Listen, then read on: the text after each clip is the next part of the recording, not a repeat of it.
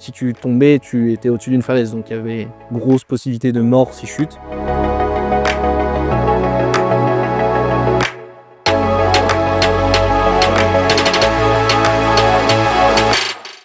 Aujourd'hui, j'ai rendez-vous avec César Barin, un freerider qui va nous parler de sa discipline, nous l'expliquer, nous la présenter. Bonjour César. Bonjour. J'espère que tu vas bien. On est venu te rejoindre ici à Val Thorens, la plus haute station d'Europe. Toi, t'es déjà arrivé depuis longtemps, non? La saison, c'est arrivé depuis quand pour toi?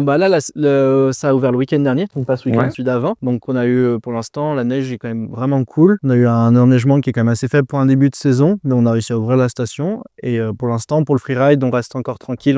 On y va tout doucement, il y a encore pas mal de cailloux qui sont sortis, donc faut mettre un petit coup de frein à main pour pas sortir trop tôt. T'es pas trop stressé là pour l'interview, ça va? Ouais, ça va.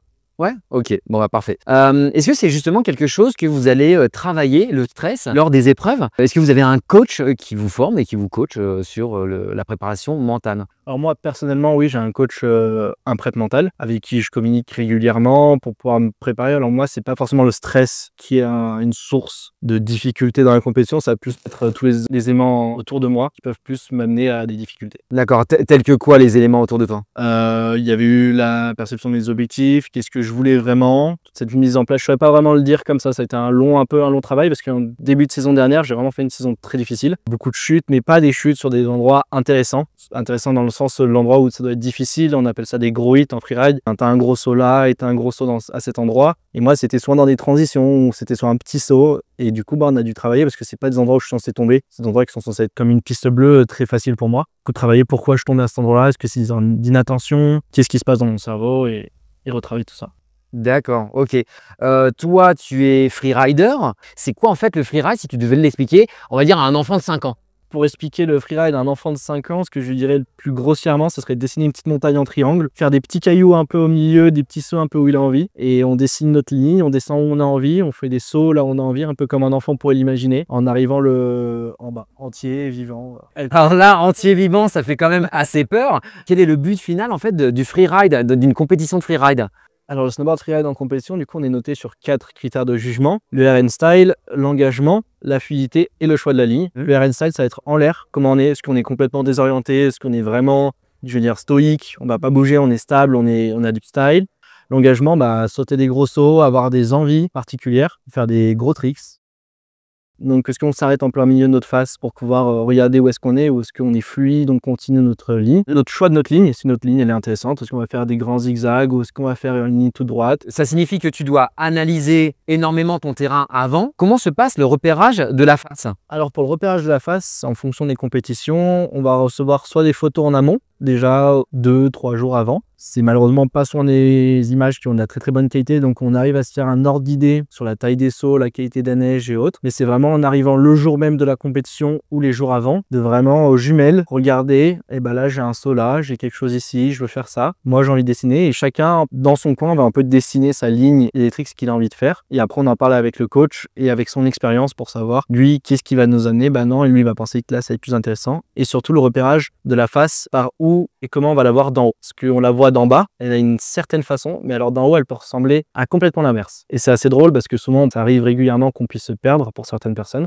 Et du coup, c'est vraiment à imaginer cette face d'en haut et comment ça va ressembler. Ok, j'ai un petit arbre ici, il faut que je le contourne. J'ai ce petit caillou, il faut que je passe à droite. Et il y en a qui connaissent par exemple par cœur leur run au moindre virage près. Comment ça se passe? Parce que toi, tu as combien de temps pour analyser, repérer et sélectionner ta ligne? Nous, souvent, on arrive le jour d'avant, donc on regarde la face le jour d'avant, s'il fait beau. Heureusement, ça n'arrive pas tous les jours. Donc, on regarde la face. On est complètement open en time, donc on peut en avoir pour 3, 4, 5 heures si on a envie de repérer la face. Comme il y en a qui vont prendre uniquement 30 minutes pour repérer la face, pour eux, c'est assez facile. Il y a des faces qui sont plus faciles à repérer que d'autres. Il y en a une, on va voir directement notre ligne qu'on a envie de faire, les sauts qu'on a envie de faire, l'endroit où on a envie d'aller. Et d'autres faces, on va avoir beaucoup plus de mal à trouver notre envie et ce qu'on a vraiment envie de faire. Mais après, c'est juste du repérage, prendre des photos. Et après, ça se travaille aussi le soir dans le lit avant d'aller se coucher. Essayer d'imaginer, repérer et mémoriser un peu où on veut aller. Donc du coup, tu vas travailler l'imagerie mentale complètement avec ton coach ou en individuel? Ça, je travaille en individuel. Ok. Ça n'a pas été, c'est pas quelque chose qui est compliqué pour moi d'imaginer la face dedans. Est-ce que vous avez possibilité d'utiliser des drones qui vont justement voir par-dessus, puisque tu disais que vous alliez utiliser des photos de la face, mais la vision par-dessous ou par en bas et la vision du dessus n'est pas la même. Est-ce que c'est possible d'avoir justement des photos d'hélicoptères ou des photos de drones qui prennent d'en haut, qui peuvent vous faciliter faciliter la démarche de visualisation et de sélection de la ligne? Ah, pour la visualisation, ça arrive des fois qu'on ait des photos des drones, mais honnêtement, c'est un peu rare. On n'en a pas tout le temps. Donc la station est un drone qui puisse permettre d'avoir des images de très haute qualité en drone. Donc ça demande des drones assez puissants. Et souvent, c'est des images de la caméra d'en bas. C'est des bonnes caméras qui nous prennent les images. Donc, ça nous suffit. Et même les images au drone, à part quand elles sont de très haute qualité, on préfère avoir les nôtres et voir la face en vrai. C'est toujours un ordre d'idée différent, en fait, quand on la voit en image et quand on la voit en vrai. Il y a un caillou que tu te dis, bah, celui-là, il était gros. Bah, en fait, il va être très gros. Ou inversement, il va être finalement plus petit ou avec un take-off qui ne marche pas. Donc, le take-off, c'est la zone où on décolle exactement comme en avion. C'est vraiment cette zone où on explique où nous, on va quitter la sol jusqu'à aller dans l'air, jusqu'à retoucher le sol. Et c'est vraiment cette zone qui peut être souvent critique pour nous. S'il y a des cailloux, ou si elle est plus fine, si elle est plus large, si elle est dure, si c'est de la neige fraîche dessus. Voilà. Quand tu vas faire ça, j'imagine que tu as quand même certaines craintes, puisque c'est souvent un terrain inconnu, que tu as repéré sur photo à la jumelle ou autre. Qu'est-ce qui te fait le plus peur dans ton sport? J'ai pas vraiment de peur, c'est plus de l'engagement. Pour moi, si tu vas avec la peur, c'est pas forcément bon. C'est que tu vas sûrement trop loin ou tu mets la barre trop haute. Tu peux avoir, je dis un petit mot grossier, mais on appelle ça avoir la caque. T'as un peu la petite peur avant d'aller sauter. Mais il faut pas que ça soit au-delà de ça. Pour moi, en tout cas, ça reste un plaisir. Et je sais que je marche au plaisir. Donc, si à un moment je vais trop loin dans la barre, ça me plaira pas et je me mettrai sûrement au tas où je ferai quelque chose de pas bien. Mais en haut, il faut être confiant, savoir que tu en as les capacités de faire ce que tu vas faire. Et le faire comme tu le sais faire et pas mettre la barre trop haute. Donc là, c'est là que ça va jouer énormément. C'est que tu connais pas, faut pas que non plus tu te surestimes. Faut que tu arrives à rester dans ta limite. Faut pas que tu te sous-estimes non plus parce que sinon, bah, évidemment, tu vas être sous-noté. Donc, faut que tu arrives à trouver le juste milieu. Mais faut pas non plus que voilà, tu t'envoies sur un truc où tu t'es dit, allez, j'envoie, je tente tout, le tout pour le tout. Parce que finalement, si tu as sous-estimé, tu fais un petit saut qui vaut pas grand-chose, évidemment, tu es faiblement noté. Et si tu fais un gros saut mais tu t'exposes, bah, du coup, tu perds la notation. Ça, on arrive très facilement à savoir en fait quel saut va pouvoir nous correspondre. On connaît, on s'entraîne, on sait quelle taille de saut on va sauter, on sait quelle réception on est capable de faire, quel tricks on est capable de faire dessus. Donc quand on arrive devant une face, c'est assez régulier qu'on sache assez rapidement où est-ce qu'on va sauter et qu'est-ce qu'on va faire dessus. Il n'y a pas vraiment de surestimation. Il y a certaines personnes qui, pour chercher point 1 ou chercher une victoire, vont mettre la barre très haute. Personnellement, c'est pas forcément mon cas, mais il y en a qui peuvent des fois se surestimer et aller un peu plus haut. Alors quand tu dis surestimer ou aller plus haut, c'est chercher quoi? Il y en a certains qui vont aller chercher des barres qui sont beaucoup trop grosses ou des lignes qui ont vraiment pas du tout été faites ou des tricks un peu au-delà de leur capacité sur certaines faces ou des faces qui peuvent pas forcément le permettre. Des fois, ils vont vouloir faire un trick sur une barre qui est pas forcément si grosse mais qui nécessite un airtime qui est gros. Donc un trick, c'est un saut. Oui, c'est vrai qu'on a un vrai mélange entre l'anglais et le français sur tout notre vocabulaire. Donc un trick, figure, saut. Et le airtime? Alors l'airtime, c'est le temps qu'on va passer en l'air. C'est vraiment la pure traduction. Peut-être on a un peu pour tous les mots un peu anglais qu'on va avoir. On va avoir le take-off, le tricks, le style, backslap. Backslap, c'est quand en réception, on va avoir tendance à partir un peu à l'arrière. C'est plus régulier en ski, mais en snow, c'est moins flagrant. À la réception, souvent, un peu un manque de canne, un manque de jambes. Ils vont avoir le dos qui va taper et hop, il se relève. Ah oui, d'accord, ok. En fait, une mauvaise réception. C'est ça. C'est une réception un peu plus à l'arrière qui fait que ça tape et hop, on se relève. D'accord. Backslap et backseat. Et le but, c'est plutôt de retomber bien à plat dans l'axe de la pente, perpendiculaire à la pente, entre guillemets. Complètement. Okay. Ou overshoot, c'est d'aller trop loin. Donc, tu es allé trop loin dans le saut. C'est ça. Donc, tu as atterri trop loin. C'est ça. Overshoot. Non, mais c'est important parce que, effectivement, je pense qu'il y en a plein qui vont nous regarder et qui vont se dire, ouah, attends, mais qu'est-ce que c'est là? C'est vrai que nous, c'est assez normal pour nous parce qu'en fait, on en parle tous les jours. C'est comme si un menuisier, maintenant, il vient nous parler de tous ces termes qu'on connaît pas du tout, un plombier ou n'importe quel métier. Quand on n'y est pas dedans, on comprend pas forcément. Mais après, c'est la traduction assez rapide de l'anglais, donc il n'y a pas forcément non plus beaucoup de difficultés. Mais overshoot, c'est plus simple en anglais de le dire. Sinon, pas t'es allé trop loin ou tu t'es overshooté. Bon, on fait du franglais, quoi. C'est ça. Vraiment ça. Okay. Dans tout ça, est-ce que tu as un nombre maximum? Bon, la ligne, bon, j'imagine, tu peux faire une belle courbe, enfin, un bon truc sympa. Le saut, est-ce que tu dois en sélectionner 1, 2, 3? Est-ce qu'il y a des normes? Non, il y a 0 norme. C'est chacun fait ce qu'il veut. S'il y en a un qui a envie de sauter 0 saut, la note suivra avec ça, mais il y en a un qui a envie de sauter 0 saut et faire juste du snow et descendre, il peut le faire. S'il y en a un qui a envie d'en sauter le plus qu'il peut en faisant des mini détours tout le long de la face, il peut le faire aussi. Mais ça va casser un peu sa ligne et sa fluidité. C'est toujours un peu le jeu. Est-ce que j'en rajoute un à gauche ou à droite ou est-ce que je vais aller le plus rapidement à mon gros hit, mon gros saut d'après? Alors du coup, comment tu prépares tout ça? Quelles sont tes journées de préparation? Quelles sont tes semaines de préparation? Ou peut-être tes années de préparation? Comment tu te prépares physiquement pour aller rider comme ça et faire du freeride à haut niveau en snowboard? Tout d'abord, avant le snowboard, la base, on a de la préparation physique. Quand tu parles de préparation physique, c'est vraiment musculaire? Ah oui, cardio, muscu, réactivité, pliométrie, coordination, rapidité et après muscu plus lourde. Ça va vraiment être un mélange de tout. En fait, il faut qu'on puisse tenir une phase qui dure entre 1 minute et 2 minutes en étant toujours concentré en flexion sur nos jambes. En fait, ça nous fait de l'acide lactique. Quand tu as un long run, tu peux être un run. Du coup, je vais introduire un nouveau mot en anglais. Ça va être une phase, une descente. C'est un run, c'est un passage. Une course, quoi. C'est ça, c'est complètement ça. Donc à la fin d'un long run, on peut vite être vraiment cuit. Donc il faut qu'on se prépare à pouvoir accueillir des chocs, à atterrir des barres rocheuses. Donc avoir les cuisses pour pouvoir amortir ça, après avoir le cardio pour pouvoir tenir tout le long et les forces musculaires pour avoir être bon tout le long et pas être bon uniquement au début et être sec à la fin. Redis-moi, c'est sur une descente d'à peu près combien de temps? Pour moi, entre 1 minute et 2 minutes. Ok, donc c'est assez rapide, mais il faut tenir. C'est assez rapide, mais c'est assez long quand même. Sachant qu'il y a à la fois le physique, il y a aussi le regard, comprendre la face, voir comment je l'analyse en temps réel. Hop, et le chien voilà, qui arrive. Et coucou Naya. Il est tout jeune celui-là. Hein. Ouais.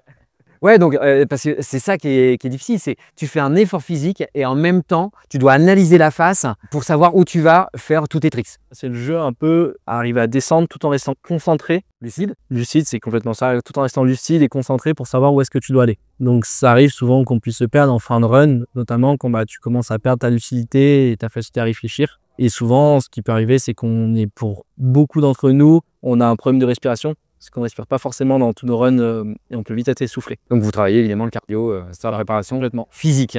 Ok, donc comment t'es arrivé à ça? Parce que tu m'as dit que tu étais plutôt grenoblois. Maintenant, tu es depuis quelques années à Val Thorens, donc la plus haute station d'Europe. On monte jusqu'à quoi? 3200, 3400 mètres? 3200 et suivant si tu montes un peu en randonnée, tu peux aller un peu plus haut. Voilà, effectivement. Et le village qui se situe à combien? 2003. 2300 mètres. Toi, donc du coup, tu es plutôt grenoblois. Comment tu es arrivé à ça? Comment tu as découvert ça? Qui t'a amené au freeride, snowboard? Ouais, l'histoire elle est longue. Hein. Tu nous fais en raccourci, mais allez-y. J'ai une famille qui a toujours baigné dans le ski, Ok. en grande partie. Et étant le petit dernier d'une bonne fratrie, je me suis dit que je voulais être un peu différent. Et j'ai choisi le snowboard pour la plus grande raison, qui est assez drôle. C'est que je voulais pas avoir le matos de mes grands frères et mes grandes sœurs qui avaient déjà été utilisés. Et je voulais avoir mon propre matériel. Du coup, j'ai choisi snowboard, mais finalement, ça m'a vraiment plu. Et je faisais pas mal de skateboard, de surf à côté. Pareil en famille, en vacances. Et c'est venu que ma sœur est venue ici à Val Thorens en stage freestyle. Elle, à l'époque, qui faisait du freestyle avec Antoine Diette. Et on s'est rendu compte que c'était une vraiment belle station. On a fini par y venir pendant les vacances, puis avoir un appartement et finalement faire ma scolarité ici, et continuer ici. Et depuis, je suis toujours là. D'accord. Ok. Et c'est comme ça que tu es arrivé au snowboard? Alors au snowboard, c'était vraiment ce choix-là. J'aimais le skateboard et le surf, ce qui m'a amené quand même à choisir le snowboard. J'ai commencé tout d'abord à Rèche-Beaufort. Mes tout premiers pas en snowboard, tout premiers virages sont à Rèche-Beaufort. Puis après arrivé à Val Thorens où j'étais accueilli par le club de la Snowboard Belleville, qui est un super club. J'étais accueilli par David Durand et Léo Bush. Ok. Ils ont été vraiment mes tout premiers coachs avec qui je me suis vraiment bien entendu. Et eux qui m'ont vraiment bien propulsé au début, notamment en freestyle et en border cross. Puis après, petit à petit, je me suis vraiment tourné par mon demi-frère, mon grand demi-frère, qui était lui pas mal dans le freeride. Je me suis dit, ouais, ça a l'air quand même vraiment cool ce truc. Et j'aimais en faire quand il y avait un peu de neige, j'aimais sortir des pistes et autres. Et donc c'était vraiment un mélange de faire ce que j'ai envie, sauter là où j'ai envie aussi, et faire les tricks que j'ai envie. Comment se passe l'ambiance avec tes concurrents au niveau des compétitions? Très très dur. très dur. Non, franchement, c'est pour avoir connu d'autres mondes, d'autres milieux un peu dans la compétition, c'est merveilleux. Ouais. Il y a une méga entente. Même les jours de repérage, on va tous se voir. Ah toi tu vas faire quoi? Ah ouais, moi j'ai cette idée. Putain, elle est pas mal ton idée. Moi aussi j'ai envie de faire ça aussi. C'est vraiment un mélange. On va tous se voir au début des runs. On est tous en train de discuter. Au final, j'ai envie de dire, au départ, on est tous un peu dans la même whiz. Hein. On est tous en train de chercher notre ligne, où est-ce qu'on doit aller réellement. Donc on est tous en train de se dire, ah ouais, ça tu penses que c'est ce caillou, c'est celui-là qu'on voit d'en bas. Donc non, il y a une réelle entraide et il y a réellement une réelle émulsion avec tous les autres riders dans le freeride. Tu viens pas chercher un peu de bluff? Justement parce que si t'en parles avec les autres, chercher, ouais, moi je vais aller faire celle-là, regarde, je vais faire un double trick, je sais pas trop quoi. Et puis chercher plutôt le côté bluff pour essayer de dire non, mais attends, parce que moi j'ai vu cette ligne, mais je vais la prendre, mais je vais être la seule. Je suis très mauvais au poker. C'était très mauvais au bluff. Non, je pourrais être bon, mais c'est pas mon but. De toute façon, ils seront assez rapidement. C'est assez rapide de savoir si un run est faisable ou non faisable. Donc si je vais lui dire des âneries, il va vite le savoir. Et même moi, c'est pas du tout mon but. Je suis pas dans le bluff et je suis là pour être honnête et je suis là pour parler. S'il y a quelqu'un qui est pas honnête avec moi, qu'il le soit pas, mais c'est pas mon problème. Ouais. On est vraiment dans le frais, c'est vraiment une famille. Donc si t'as quelqu'un qui va faire un peu des écarts un peu comme ça, comme on pourrait le dire, il va vite être rodé. Malheureusement, c'est pas forcément celui qui va ressortir en premier, quoi. Et justement, toutes ces relations avec copains, concurrents, parce que ça peut être concurrent pendant la compète, mais copains à côté, et de tous les pays, parce que du coup, toi, tu es troisième européen, c'est ça? Troisième européen, ouais. Du coup, effectivement, tu retrouves de plein de pays européens, voire peut-être mondiaux, durant les compètes. Tu as dû te mettre à des langues, j'imagine? Je parle à peu près bien anglais. Bon, j'essaye de petit à petit vraiment m'améliorer pour communiquer, même moi en règle générale pour voyager, et que je trouve ça intéressant. Mais oui, complètement. Et comme on a vu avant, il y a quand même beaucoup de termes qui sont anglais dans notre façon de communiquer, donc c'est assez facile de pouvoir parler avec eux. Si j'ai envie de dire juste je vais à droite, je vais à gauche, là, ici, c'est pas non plus trop difficile, mais il y a quand même une réelle entente même entre les nations où il y a des langues vraiment différentes.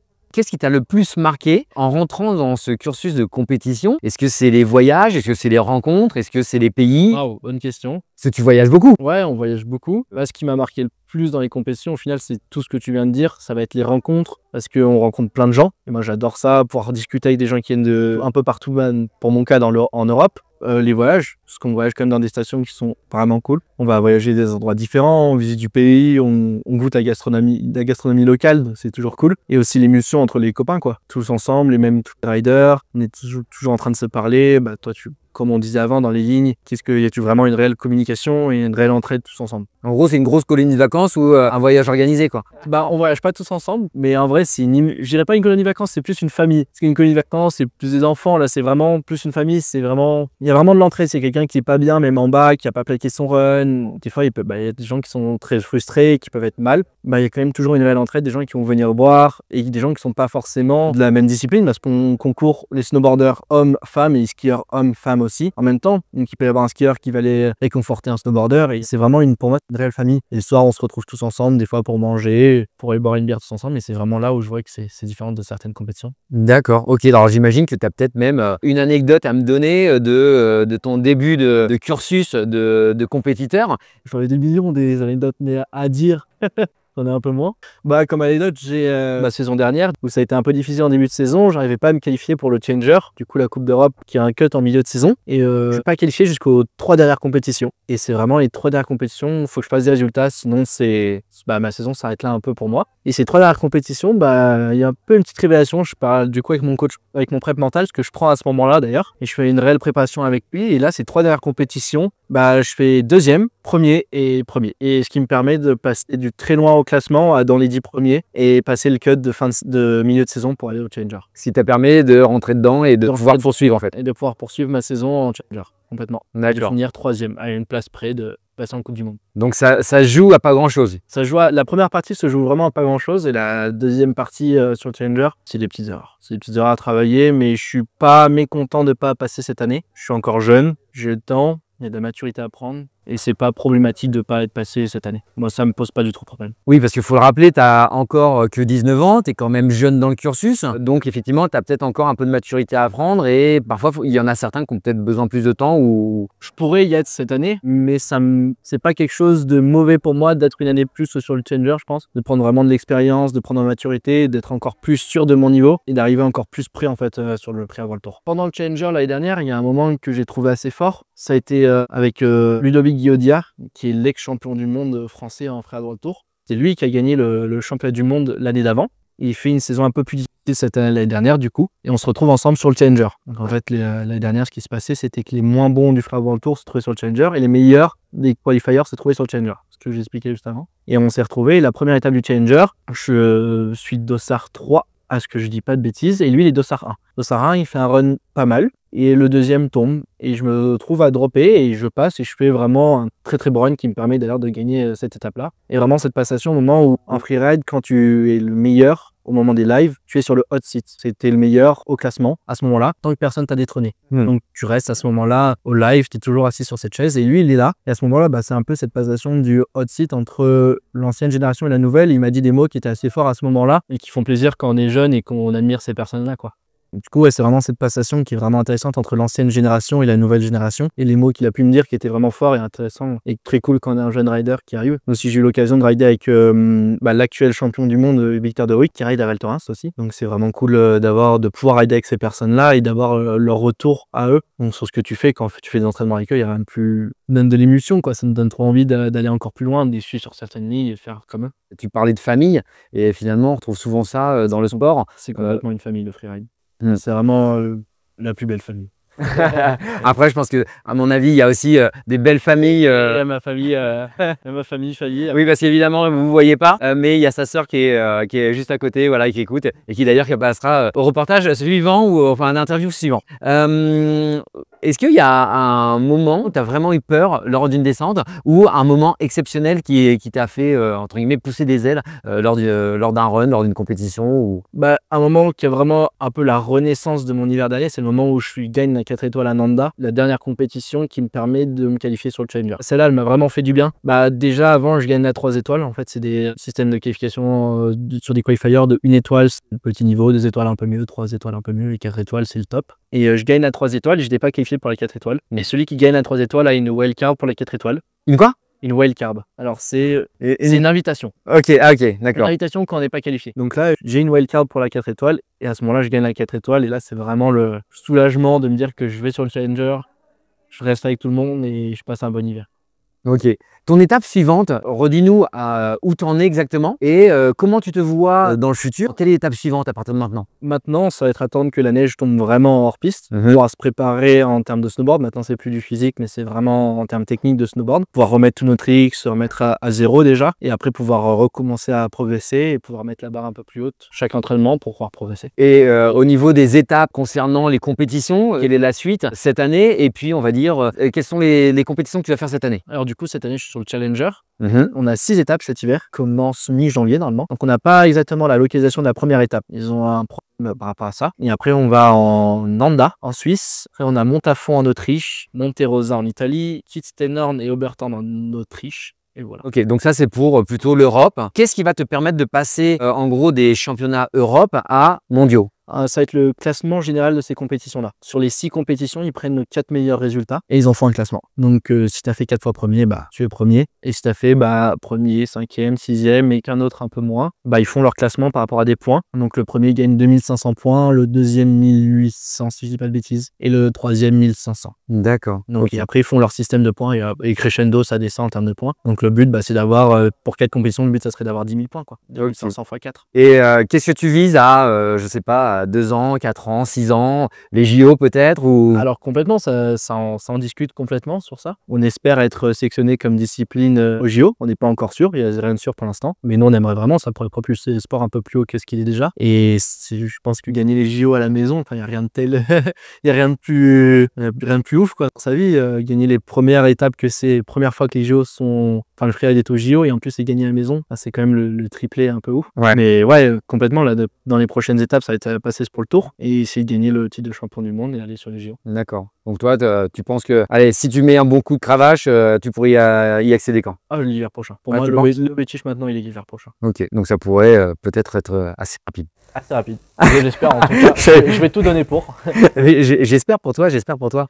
Comment tu gères l'explosion médiatique ou est-ce que tu commences à voir un petit peu les médias qui se rapprochent de toi par rapport à ton niveau ou c'est encore assez faible? C'est encore assez faible. On n'est pas un sport ultra médiatique comme peut l'être le football ou autre, mais dans le monde du ski, on est quand même un sport qui est assez bien suivi. Mais je vois pas, en tout cas pour l'instant, d'explosion médiatique autour de moi. D'accord. Et est-ce que tes coachs t'en parlent aujourd'hui des médias et comment les accueillir, comment répondre à des questions? Est-ce que c'est quelque chose sur lequel vous êtes formé? On n'est pas formé au sens propre du terme, on en parle nous, entre nous, des fois sur des discussions lambda, mais on n'est pas formé au sens propre. Il va nous dire tu vas répondre ça ou autre chose, mais c'est plus du bon sens. Donc oui, c'est du bon sens et ça va peut-être venir aussi au fur et à mesure. Et c'est en fonction aussi de la personnalité de chacun. Il y en a qui vont être plus bavards, il y en a qui vont être plus tranquilles, il y en a qui vont être plus introvertis, à moins vouloir parler. Voilà. Parce que c'est vrai, souvent on retrouve, tu vas voir la préparation physique, la préparation mentale, mais il peut aussi effectivement y avoir la préparation face à des médias qui peuvent être très insistants. Si du jour au lendemain, effectivement, t'exposes tout. Il y a une préparation auquel ils nous disent plus de faire attention, c'est pas vraiment une préparation, c'est quand on est devant la caméra dans les lives, ne pas forcément de faire bêtises particulières au moment des lives. C'est ça la plus grande règle, mais ça on le sait nous déjà de base. Tu fais pas d'écart devant les caméras. Ok. En tout cas, t'évites de le faire, tu le fais derrière. C'est toujours mieux. Si tu as envie d'en faire, t'en fais à l'écart. Tu évites de le faire devant tout le monde, toi. Évidemment. Si tu avais un conseil demain à donner à un jeune qui veut débuter le snowboard freeride, lequel serait-il? Kiffe. Kiff. Si ça te plaît, fais-le. Et fais attention quand même, parce que le freeride, ça reste un endroit naturel, on n'est pas sur des pistes. Donc toujours avoir son petit trio de sécurité, DVA Pelsonde. C'est important, pouvoir se former à la neige, parler avec les visiteurs qui sont en haut ou avec les gens, se former. C'est un peu une école de la vie, le freeride. Donc on apprend sur le tas un peu quelle neige fait des avalanches, comment ça se passe, quel degré de pente. Donc c'est aussi, ça reste un sport dangereux, donc faut pas s'aventurer n'importe où quand on a envie et si on a envie. Ça reste quand même un endroit, on n'est pas sur une patinoire tout le long de la journée, ou même si le risque zéro sur une patinoire n'existe pas, nous on est toujours dans un élément naturel où il peut se passer n'importe quoi. Il peut y avoir une dégradation de la météo, il peut y avoir des avalanches, il peut y avoir beaucoup de vent, donc il faut quand même faire attention. On n'est pas dans un endroit où on est peace and love toute la journée en train de rigoler. Oui, ça reste un milieu naturel qui peut être dangereux et sur lequel tu ne sauras jamais quand une avalanche partira. Donc effectivement, il faut que tu sois en sécu. C'est pour ça que tu parlais de DVA Pelsonde. Si tu rappelles à quoi ça correspond, c'est ce triptyque. Alors ça, c'est le triptyque de base, obligatoire pour chaque entraînement. Si tu l'as pas, tu viens pas. Déjà, prévu. Nous, c'est obligatoire. Oui, c'est l'heure de victimer l'avalanche. Il va nous permettre de rechercher notre ami s'il est sous une avalanche. Donc, on va le rechercher son émission par des ondes, comme des ondes radar. Donc, et dès qu'on le trouve, on fait procéder à une recherche par croix. Et après, on sort notre sonde. Notre sonde, elle va permettre de planter dans la neige une longue tige en fer jusqu'à sentir quand on touche un humain. Pour avoir fait des entraînements, on le sait très rapidement, quand on touche un humain, ça rebondit, c'est pas comme un caillou, pas comme la terre. Le localiser. C'est ça, le localiser, on le laisse dessus et après on va creuser avec notre pelle pour pouvoir le sortir s'il y a un problème d'avalanche. On a les airbags pour beaucoup et aussi les petites sacoches de kit de secours. Si on a un ami qui se pète le nez ou une ouverture, ça c'est quand même aussi très intéressant à avoir dans son sac. Ça fait pas de mal, c'est pas très très lourd. C'est toujours bien de l'avoir, ça peut sauver que 2-3 trucs. Ouais, ok. Il faut toujours parler de la sécurité qui est quand même assez essentielle. Ça reste de la montagne, un milieu naturel et qui peut être dangereux. Donc toujours effectivement sortir équipé, sortir aussi souvent à plusieurs. Toujours conseiller négliger. D'ailleurs, au freeride, souvent les gens se disent ah c'est cool, je vais faire un petit virage de puff, je vais faire ci, je vais faire ça, je vais faire cette pente. Et c'est souvent un milieu qui est très négligé, on le voit très bien. Chaque année, malheureusement, il y en a beaucoup qui meurent en avalanche, ou qui meurent ou qui se blessent en faisant des sauts qui sont pas à leur niveau ou autre. Donc c'est vraiment quand même un sport qui reste naturel où il faut mettre un peu son ego de côté et être humble et savoir ce qu'on fait et quel est notre niveau. Bon ça effectivement c'est quand même assez essentiel, c'est une grosse partie de sécu, apprendre et comprendre que la montagne reste un milieu naturel et voilà, en tout cas qu'il faut apprivoiser et ça se fait pas en une minute. Non, ça se fait pas du tout, il faut vraiment se former, en soi c'est pas dur, il faut vraiment aller poser des questions aux gens. Il y a même des formations qui sont faites, il y a des gens qui proposent, on a comme un snowboarder, Victor Davier, qui propose le safety shredné, qui est à la Rosière l'hiver en janvier ou février si je dis pas de bêtises, et qui propose des formations pendant le week-end ou la semaine avec des guides de montagne, des pisteurs, des gens qui sont spécialisés dans les recherches avalanches, dans les secours, pour que les gens justement se forment. Dans le freeride, je trouve qu'il y a quand même un réel manque de prévention et c'est quand même cool qu'il y ait des infrastructures qui se mettent en place pour pouvoir former les gens et les préparer aussi aux problèmes qu'il peut y avoir dans le freeride. Il y en a beaucoup trop aujourd'hui qui partent en dehors des pistes sans savoir. Ils ont leur triptyque de survie, ils ont leur DVR, leur pelle, leur sonde, mais ils savent pas du tout s'en servir. Et j'en vois plein chaque hiver qui, quand on fait des entraînements de recherche, t'as pas envie d'être dessous l'avalanche.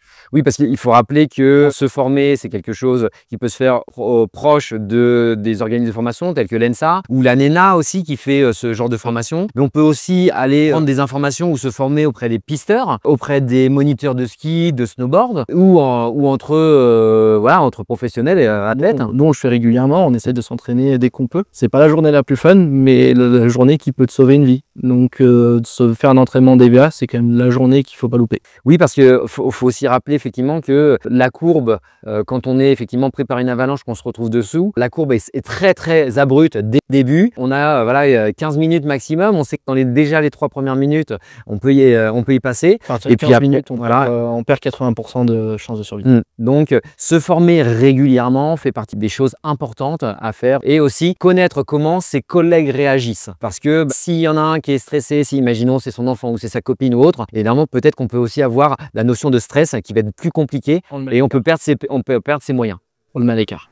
C'est lui qui appelle le secours. Voilà, exactement. Il y a plein d'étapes à suivre justement dans tout ce qui va être recherche de victimes en avalanche, et il faut bien suivre toutes ces étapes, définir les leaders, etc. Et si ça part en vrille dans tous les sens, en général, c'est pas terrible. Il faut être organisé, c'est comme tout. C'est pour ça qu'on s'entraîne complètement sur ça, sur de la recherche en équipe. C'est là où on se dit qu'on est le plus rapide souvent parce qu'on est plusieurs. Et puis si c'est mal organisé, c'est là où on peut être les plus lent et les plus désordonnés. Donc on nomme un chef d'équipe qui va sûrement se nommer seul au moment de l'avalanche. L'entraîneur s'il est là, ou celui qui a le plus d'expérience, ou celui qui se sent, celui qui est un peu plus meneur, qui va désigner quelqu'un pour appeler des secours, qui va désigner une personne si chercher les objets de surface, ceux qui sont restés, s'il y a un ski, quelque chose comme ça, pour les tirer, voir s'il y a quelque chose en dessous, une lanière, enfin un ski qui est encore accroché, mais on voit juste le dessus. Et ben pour nous c'est plus qu'intéressant. Il va envoyer 1 ou 2 personnes en fonction du nombre de personnes prises dans l'avalanche en recherche d'EVA, et d'autres prêtes à creuser, à sonder. Je pense qu'il y a personne qui a perdu un ami dans une avalanche qui pourra dire qu'il regrette d'avoir fait des entraînements après.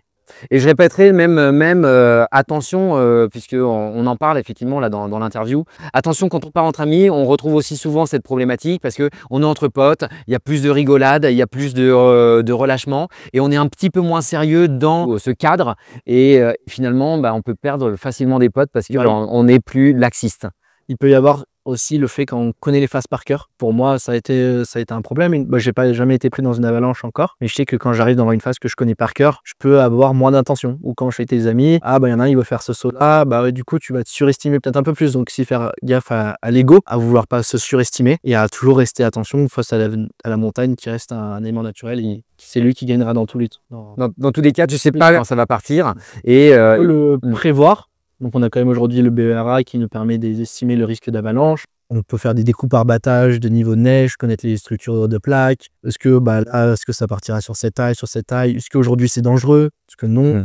Donc on a quand même, avant de partir, une lecture obligatoire qui est déjà le BERA. Quelle orientation de face est dangereuse? Comment le vent a soufflé cette nuit? Est-ce qu'il y a eu de la neige? Comment l'a été? Donc il y a quand même une recherche à faire à côté et à se renseigner sur comment est le manteau neigeux et savoir s'il est dangereux aujourd'hui. Ouais, effectivement, et ne pas hésiter non plus quand on ne le sent pas à faire marche arrière parce que on ne le sent pas, ou parce que les conditions ne sont pas réunies, et se dire je fais marche arrière, mais c'est pas une honte en soi, c'est pas un problème en soi. On peut aller faire une autre face et se dire peut-être qu'on a moins risqué. Après, on ne pourra jamais savoir si ça part, mais effectivement, si les conditions ne sont pas réunies et qu'elles semblent dangereuses, autant ne pas y aller et rester en sécurité. Complètement. Comme dirait mon papy qui a travaillé au CRS, on fait plus de bons guides que de vieux guides. Donc c'est vraiment le fait de dire non, c'est un peu la plus dure des décisions quand on a à la faire, même si ça reste très rationnel, mais c'est celle-là qui te ramènera le soir à la maison. Moi, ça m'est déjà arrivé de dire non. Oui, savoir renoncer. Savoir renoncer. Ah, mais c'est la chose la plus importante.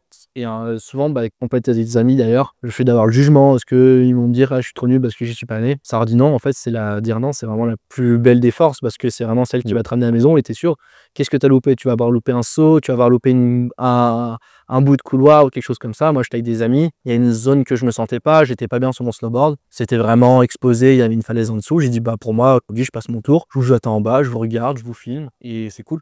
Voilà une belle anecdote de savoir renoncer, tout simplement. Voilà, je le sens pas. Les gars, moi, je vais faire le caméraman aujourd'hui. Ça va m'aller, mais très très bien. J'étais avec le drone en bas. C'était une longue vire en montagne. Donc une vire, c'est une barre rocheuse d'un sens, avec comme une petite terrasse un peu au milieu, qui après menait sur un long couloir. Et en fait, le couloir, il était au-dessus d'une vire. Donc si tu tombais, tu étais au-dessus d'une falaise. Donc il y avait grosse possibilité de mort si chute. Et je me sentais pas ce jour-là, j'avais pas de sensation sur mon snowboard. Pourtant, ça faisait quelques jours qu'on était en randonnée. Pas de sensation, la neige me plaisait pas trop. Et j'ai regardé un peu le couloir et ça me plaisait pas trop. J'ai dit les gars, moi aujourd'hui, mais zéro jugement et j'ai trouvé ça trop bien. Il y en a souvent les gens qui sont quand même là-dedans sont assez ouverts d'esprit et assez gentils. Mais il y a eu zéro jugement. Je me suis posé en bas avec le drone et je les ai filmés. Et ils sont arrivés, on a fini le run ensemble. Donc c'est vraiment, je suis plus content d'avoir dit non que même dire non que même l'avoir fait, quoi.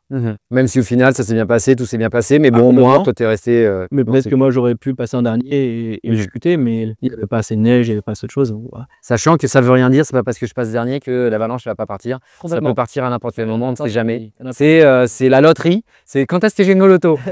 Alors sur ce loto-là, vaut mieux pas y gagner que ça parte quand on est premier, mais ça arrivait plein de fois que ça part, mais c'est le 6e passage. Oui, bien sûr. Ça fait partie de mes anecdotes. Moi, je me suis fait tirer effectivement, et c'était à qui c'était. Et effectivement, nos potes nous disent ouais, on vient de passer là dans le couloir, c'était top. Ils nous disent allez-y, allez-y. Et puis en fait, finalement, eux ils étaient déjà au moins 6 à passer. Nous on passe, on fait tout le système de sécurité, on se met en saut de mouton, etc. Sauf que il y avait les nuages qui arrivaient et il y en a un qui était un petit peu stressé. Et tu vois d'où au fait le côté aussi stress de tes collègues. Et lui il a déjà été un peu stressé. Puis en plus il a fait le con, c'est que il est parti, mais tout en haut il est allé rider sous la corniche. La corniche a pété, avalanche, machin. Moi, j'étais en plein milieu, bim, terminé. 200 mètres de trajectoire directe, ABS, sympa. Et puis, saut de falaise, tout tralala. Bon, je m'en sors bien parce que je tombe dans un sablier, un beau sablier de poudre, etc. Mais effectivement, je pense que si elle était partie dès le début, qu'elle était plus grosse, par contre, j'aurais sauté le virage et là, je tombais dans les roches. Et je ne serais peut-être pas là aujourd'hui pour en parler. Tout ça aussi pour dire que ça peut partir à n'importe quel moment. Et c'est pas parce que tu as un groupe de potes qui est parti avant qui dit ouais c'est super bon vas-y et du coup tu y vas. En fait ça peut partir et surtout si tu en as un qui fait le con qui va rider la corniche. Bon. c'est le temps que ça craque en fait la surcharge et que ça casse la couche de neige fragile. Donc en fait c'est le temps que ça passe. Il peut y avoir 16 personnes avant qui peuvent passer. Moi j'ai vu une vidéo.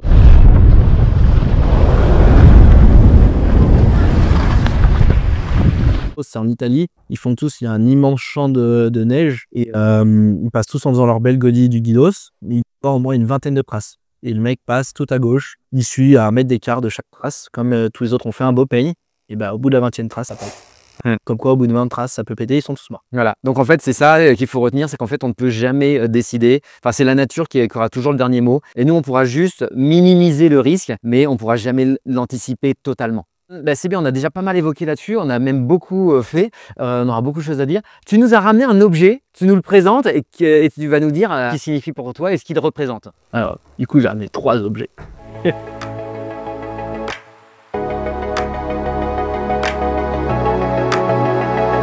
Tu nous as ramené 3 objets a priori. Que représentent ces objets pour toi? Quelle est leur signification? Ça, c'est mon tous les jours, quoi. C'est quand même un chasseur sans fusil. Ça marche pas trop. Un quoi, redis? Un chasseur sans fusil. Un chasseur, il n'est pas évident à dire celui-là. Un chasseur sans fusil. Et ouais. Maintenant, obligé, ma petite planchette marche trop bien. Donc, obligé pour faire du snow. Et celle-là, c'est vraiment un petit bijou. Donc, j'aime vraiment bien. J'ai ramené mon petit DVA pour la sécurité. Du coup, on en parlait avant. Et un peu un détecteur de victimes en avalanche. Donc, du coup, vraiment le petit triptyque obligatoire. Je vais ramener l'appel à la sonde aussi. Mais je me suis dit, ça commence à faire beaucoup d'objets. Donc, celui-là, ouais, toujours à avoir sur soi, même pour une petite sortie. Et ma petite bague porte-bonheur. Donc, t'es marié? Non. C'est ma sœur. Pas le bon doigt.